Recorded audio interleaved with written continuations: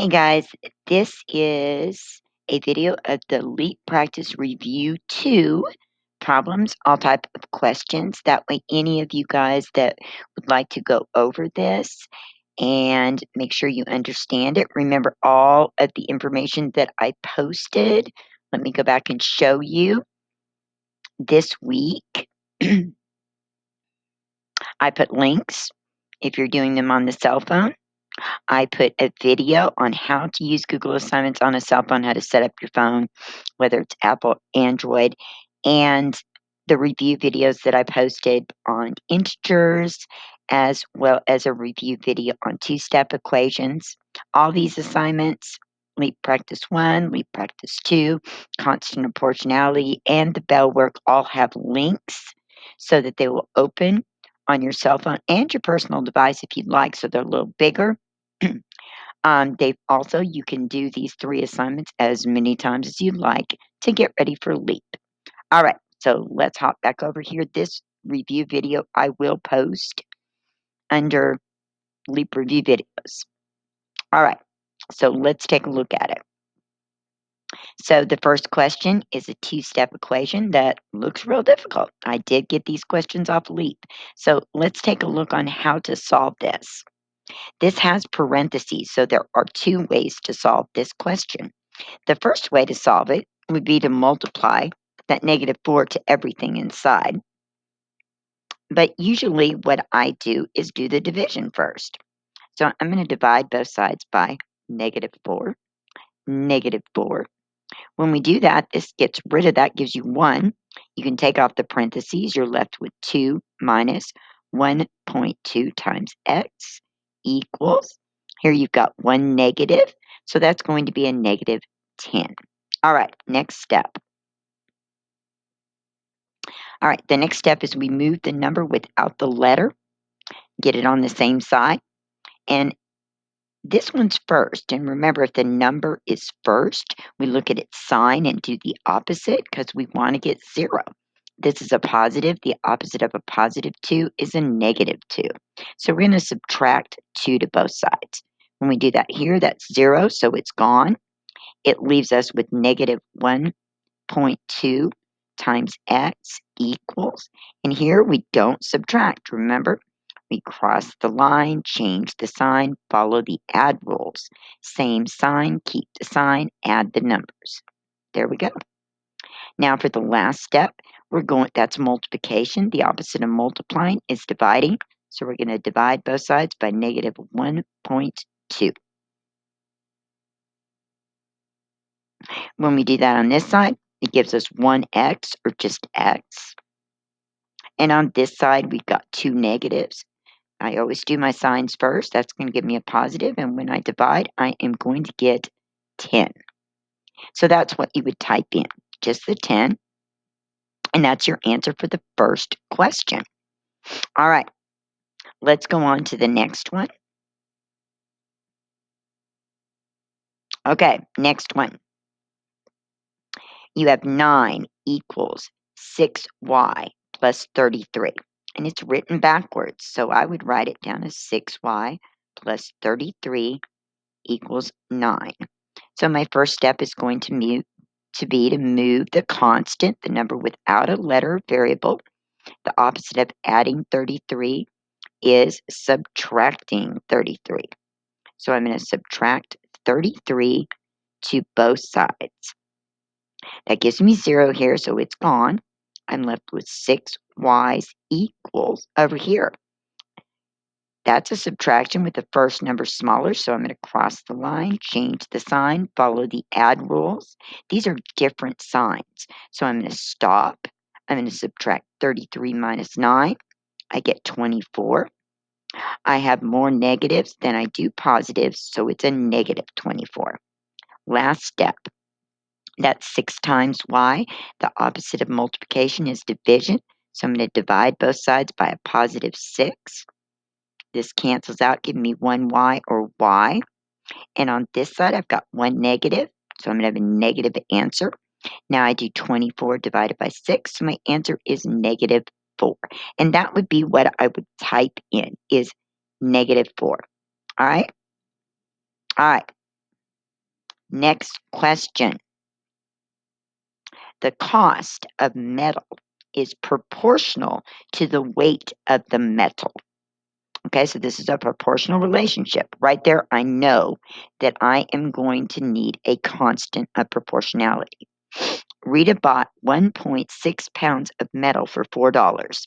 Let P represent the pounds of metal and C represent the cost of the metal in dollars. Which equation can be used to determine the cost of the P pounds of metal? All right, first of all, I know right now which letter is first in my equation. It's going to be C. They're wanting you to determine the cost. So it's going to be C equals my K number times P. So all I need is my K. Okay, we're looking at the cost per pound. So we're going to take the cost and divide it by the pounds. So that means I'm going to take $4 and divide that by 1.6. And remember, that's top divided by the bottom. That's how we find that, top divided by the bottom. So we're going to do 4, or 4.00. 4 divided by 1.6. And when we do that, it gives us 2.5, which is our K. 2.5. So it's going to be C equals 2.5 times P. Now that is actually $2.50 per pound. So if they'd ask us to write that as a unit rate, we would have written it as $2.50, because remember, if they're looking for money, you've got to have two decimal places. 250 per pound, or 1 pound. But they didn't ask for that. They just asked for a K. And we can see that that is right here on B. Okay? All right. On to the next question.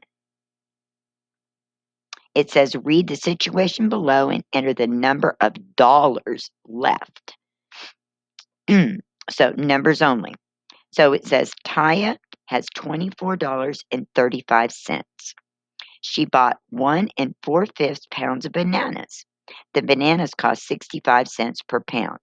She also bought 3 apples, and each apple cost $1.25. How much money will Taya have left after buying both the apples and the bananas? Well, first we need to see how much she spent on each thing.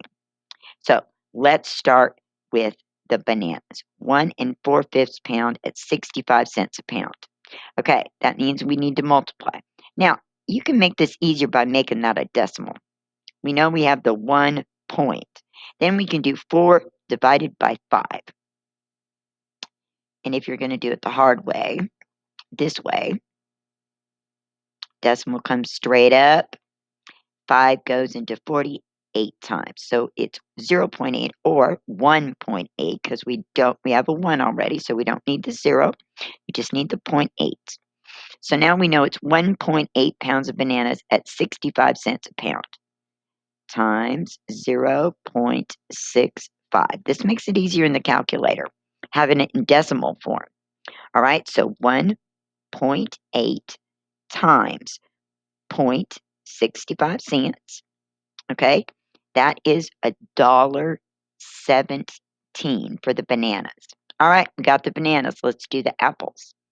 Each apple is $1.25, and she got 3 of them. So we're going to multiply that times 3. $1.25 times 3. 1.25 times 3 is $3.75 for the apples. Now we're going to add those two together, and that'll tell us how much money she spent on apples and bananas. She spent $4.92. All right, now that we know what she spent, it's easy to see how much money she's going to have left over. We're going to take $24.35 and subtract it $4.92. All righty. So $24.35 minus $4.92. And she is left with $19.43. And that's what you would enter. All right, let's move on to the next question. It says, read the situation and select the correct answer. Jack is mowing lawns. He mows lawns at a constant rate of 1/3 of an acre every 3/4 of an hour. At this rate, which fraction represents the acres Jack can mow per hour? So this tells us what to divide. Okay? Acres. Oops, sorry, didn't have my pen on. Let me put my pen on. So we're doing acres per hour. Per means divide. So acres divided by hours. So that would be 1/3, because that's acres, divided by 3/4. We don't divide fractions. We do keep the first one the same, change division to multiplication, and flip the second fraction. Now we multiply straight across. 1 times 4 is 4. 3 times 3 is 9. And there we go. You can do 4/9 of an acre per hour. Let's go find that one. And we had 4/9 of an acre per hour. And there it is, C. 4/9 of an acre per hour. Next question. Read the situation below and determine the correct answer. A canoe travels 3 3/4 miles in 3/5 of an hour. What is the average speed of the canoe in miles per hour? So again, they're telling us what to divide in this question. Exactly what to divide. Miles divided by hours. Per means divide. Okay, so miles, we have 3 3/4. Let's go ahead and make 3 3/4 an improper fraction. So we keep the same bottom number. 4 times 3 is 12, plus 3 more is 15. And that's divided by 3/5 of an hour. Well, we don't divide fractions. We do keep the first one the same. Change that to multiplication. Flip the second fraction. All right. 5 times 15 is first. 15 times 5 is first, which is 75 on top. And then on the bottom, 4 times 3 is 12. Now, we need to make this a mixed number, but before we make it a mixed number, the best thing you can do is simplify it. Otherwise, you're going to have to simplify the fraction part of your answer. I know both of these divide by 3. When we do 75 divided by 3, we get 25. And I remind all my students, if you're not sure what to divide the top and bottom by, if they're both even, you can always start with 2 and see if 4 works. If you have an odd and an even, then start with 3. If you have 5s and 0s, both things must have 5s and 0s, then you can use 5. 12 divided by 3 is 4. So there's our improper fraction. Let's find our mixed number. Oops, that's 25. Sorry. Ooh, that's supposed to be 25. And this is 4. So 4 goes into 25. Goes into 25. Sorry. 4 goes into 25. 6 times. 4 times 6 is 24.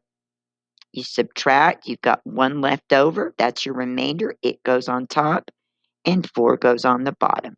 6 1/4 miles per hour. So let's go find the answer. 6 1/4 mile per hour. And there it is, D. All right, on to the next question. Read the situation and enter the change in altitude number only below. All right, an airplane's altitude changed negative 378 feet over 7 minutes. What was the mean change of altitude in feet per minute? And again, it tells you what to divide. Feet divided by minutes. Now we got a negative there. It dropped 378 feet. So it's going to be negative 378 divided by 7. Now, I've got one negative. And if I have one negative, I know my answer is going to be negative. I'm going to go ahead and put it there. And now I don't have to deal with it anymore. 7 goes into 37 5 times. 5 times 7 is 35. We got 2 left over. When we subtract, we bring down our 8. 7 goes into 28 4 times. So our answer is 54 feet per minute. It said number only, so we just enter in the negative 54. And it's got to be negative to be correct. All right, next question. Question 9. In which of these situations would the answer to the question be 0? All right, it's got to equal 0. So the first one, Teddy jumped into a pool from a diving board 8 feet above the water. He sank 8 feet and then he swam 8 up to the surface. So he went up 8 more feet. How many feet did Teddy swim? Well, he only swam 8 feet because he sank 8. He jumped off 8. So he really only went up 8. So that doesn't give us 0. So that's a negative. All right, Jerry left his house and he walked 1.5 miles directly to the west. Then he walked 1.5 miles directly to the east. At this point, how many miles was Jerry from his house? So think about it. Here's his house. He went 1.5 miles west, stopped. Then he went 1.5 miles east. How far is he from his house? Well, he's right in front of it. Remember, west is negative. So you had negative 1.5 and east is positive. Remember we talked about the rows north, south, west, and east. Okay, and here's your 0, 0. So these is positive, west is negative. So he ended up at 0, and you found your answer. There it is. If you read the others, they don't make sense. A trail begins at an elevation of negative 50 feet. The trail ends at an elevation of 50 feet. By how many feet does the elevation of the trail change from the beginning to end? Change means subtraction. You take the big number minus the small number. Boom, boom. It changed 100 feet. Because remember, it was at negative 50. It went to 0. That's 50. Then up 50 more. So, nope. All right, last one. The low temperature one day was negative 3 degrees Celsius. The high temperature was 3 degrees Celsius. What is the difference, which that means subtract, between the low temperature and the high temperature that day?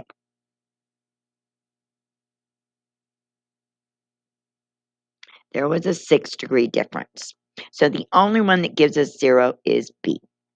And that is the answer. All right, on to the next one. Use the information below to find out how much Jessica paid to rent each movie and enter the number only. So we did this one, I think, on one of the other Leap reviews. But let's do it again. So we only need to know how much she paid for the movies. Jessica rented one video game and 3 movies for a total of $11.50. The video game cost $4.75 to rent. The movies cost the same amount each to rent. What amount in dollars did Jessica pay to rent each movie? So first we start with her total, which was $11.50. Then we're going to subtract the video game. So we can find out how much she spent only on movies. Okay, we've got a borrow there. That becomes 14. This is 10. 10 minus 5 is 5. Got to borrow again. Notice I'm just going to make this 10. 14 minus 7 is 7. Bring down my decimal. 10 minus 4 is 6. So for all 3 movies, she paid $6.75. We need 1 movie. So we're going to divide by 3. There's no decimal outside, so when there's 1 inside, it goes straight up. 3 goes into 6 2 times. 3 times 2 is 6, so no remainder. We bring down our 7. 3 goes into 7 2 times, which 3 times 2 is 6. That leaves us a remainder of 1. We bring down our 5. 3 goes into 15 5 times. 3 times 5 is 15. So we done. And so there's how much she paid for each movie. $2.25 per movie. All right. Which expressions have products that are positive? Select all that apply. This is easy. You don't have to solve these. Nip, nip, nip, nip. Remember multiplication rule. You count how many negative signs you see. If it's an even number, the answer is positive. If it's an odd number, the answer is negative. So we need even numbers, right? Even numbers. Even amount of negatives. That'll give us a positive product. What does product mean? The answer of multiplication. So let's check it out. First one. How many negative signs do you see? 1, 2. 2 is an even number, positive. We go to B. How many negative signs do we see? Only 1. So that's going to be a negative answer. So we don't include B. All right. Let's go on to C. So far we got A. Hope you're writing this down because it's going to move on my screen. C. I'm going to count my negatives. 1, 2. I've got 2 negatives. 2's even. So C. Let's go to D. 1, 2, 3, 4. 4 is an even number. That's again a positive answer. So far we've got A, C, and D. All right, let's go to the next one. A, C, and D. I just covered it up.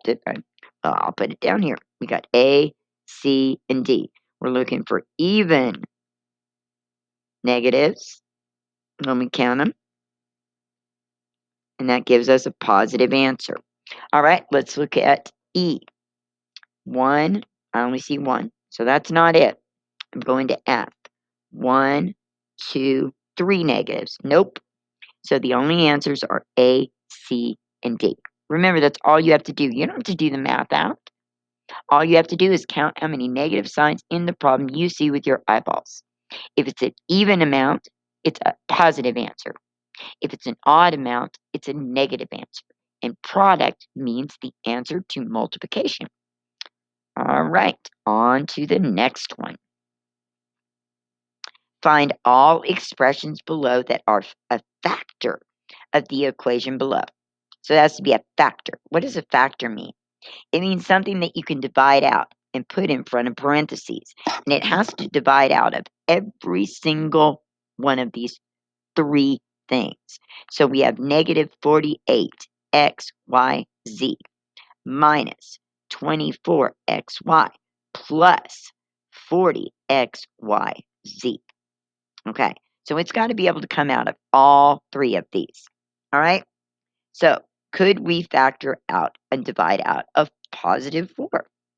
Does negative 48 divide by 4? Yes, it would leave us with negative 12. Does negative 24 divide by 4? Yes, it would leave us with 6. Does 40 divide by 4? Yes, it would leave us with 10. So A is a choice. All right. B is 24. 48 divides by 24. 24 divides by 24, but 40 does not. When you divide, you get a decimal. That does not count. Can't get a decimal with a factor. Factoring means it comes to an even number or it eliminates it. Gives you 1. So far we got to A. All right. See what the next one is. 3 X's. Well, every one of these has an X, so we could take an X out. But could we take 3 out of these? Let's find out by dividing them all by 3. So 48, negative 48, does it divide by 3? I get 16, yes. 24 does divide by 3, we get 8. 40, does it divide by 3? Nope. So 3 X's does not work. All right.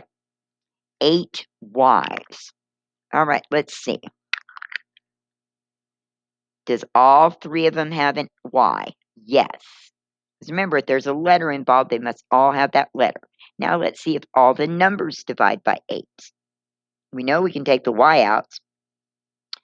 Does negative 48 divide by 8? Yes, we get negative 6. Does negative 24 divide by 8? Yes, we get negative 3. Does 40 divide by 8? Yes, we get 5. So yes, we could take out or factor out 8 y's. We got that. Alrighty, let's see what's next. We've got 2xy. So let's see if we can factor out a 2 and an xy from each of those terms. They're all even, so we know we can take a 2 out. Does all of them have an x and a y? X and a y? X and a y? Yes. So yes, all of these are even, so they all divide by 2, and each of the terms has an x and a y. So yes, that one would work. So let's go down and circle 2xy. Next, we have 6xy. Well, we already know that xy works, but we have to see if the 6 works. So let's go see if all 3 divide by 6. We have negative 48. That does divide by 6. We get negative 8. We have negative 24. That does divide by 6. We get negative 4. How about 40? Does that divide by 6? Nope. So that one is not going to work. All right. Let's go look at the very last one, X, Y, and Z. So that means all 3 of them must have an X, a Y, and a Z. 48 has an X, a Y, and a Z. 40 has an X, a Y, and a Z. But negative 24 only has an X and a Y. There's no Z. So that means we cannot factor that out. So the only ones we can factor out are 4, which is A, D, which is 8y, E, which is 2xy. That's it. That's it, guys. ADE. Okay? And that's the end. So I hope you use this video to help you. You can write it down, then go back and work these problems over and over again. Remember, those of you that are practicing, the more you practice these, the better you're going to do on LEAP. Watch those review videos. Get good on those integer sign rules. I promise you, that makes a huge difference. I know you can all do it. I believe in you. Good luck.